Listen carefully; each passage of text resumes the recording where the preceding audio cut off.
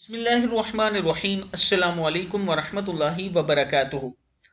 आबिद राजा channel की तरफ से आज मैं अपने दोस्तों को रसूलुल्लाह सल्लल्लाहु अलैहि वआलिहि वसल्लम का एक फरमान सुनाऊंगा। आप दोस्तों ने इसे गौर से सुनना है और इस पर अमल भी करना है। एक सहाबी रसूल फरमाते हैं कि एक सफर में नबी अकरम सल्लल्लाहु अलैहि वआलिहि वसल्लम हमसे पीछे रह गए।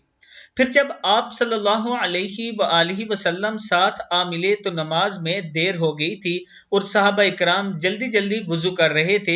हम अपने पांव अच्छी तरह धोने की बजाय इन पर मसे की तरह गीले हाथ फेरने लगे। ये देखकर आप सल्लल्लाहु अलैहि वआलिहि वसल्लम ने 2 या 3 मरतबा बाआवाज बुलंद फरमाया, दोजख में जाने वाली एड़ियों पर अफसोस।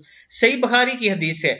मालूम हुआ वुजू में एड़ियों को खास तौर पर अच्छी तरह धोना चाहिए, वरना खुदा न ख्वास्ता खुश्क रह जाने वाली एड़ियां इस वईद की लपेट में आ सकती हैं।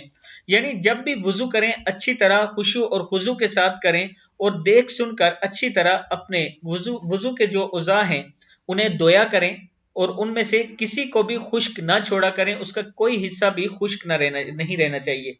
आप दोस्तों ने इस पर जरूर अमल करना है। और जो दोस्त ऑनलाइन कुरान पाक पढ़ना चाहते हैं, ये मेरा व्हाट्सएप नंबर है, आप मुझसे रब्ता कर सकते हैं। अस्सलामु अलैकुम वरहमतुल्लाहि वबरकातुहू।